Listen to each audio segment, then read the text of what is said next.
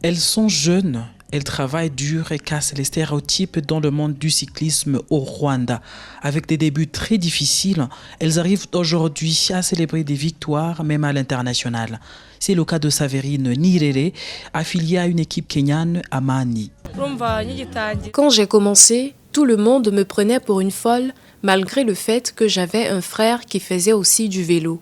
Il ne comprenait pas comment une jeune fille pouvait s'infliger autant de peine, mais au fond de moi, je savais que c'était ce que je voulais et je ne me suis pas laissée décourager. Je veux aller loin et avec l'aide de mes coachs, ma famille, beaucoup de travail, je vais y arriver.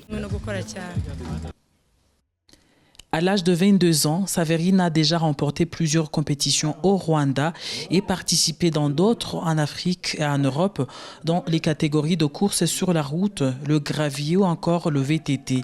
Et elle n'est pas la seule à rêver de devenir une icône du cyclisme au Rwanda.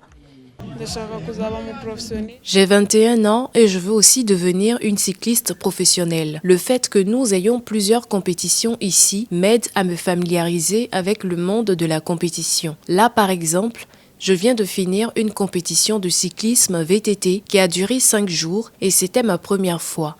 J'ai beaucoup appris de ma coéquipière qui est une professionnelle internationale. Je suis plus âgée, mais je reconnais beaucoup de moi dans elle, mais une version de 15 ans plus jeune. Elle m'a vraiment étonnée dans le bon sens. Le premier jour, deuxième jour, l'étape plus longue, j'ai senti qu'elle souffrait, mais elle n'a pas abandonné, elle ne s'est pas plainte. On a continué et même aujourd'hui, j'ai senti qu'elle était plus forte. Donc là, c'était moi qui a dû... En septembre 2025, Kigali, la capitale du Rwanda, va accueillir les championnats mondiaux du cyclisme sur route. Dans la catégorie féminine, le pays sera bien représenté, même si les analystes exhortent les autorités à investir dans le cyclisme féminin, comme c'est le cas dans la catégorie masculine.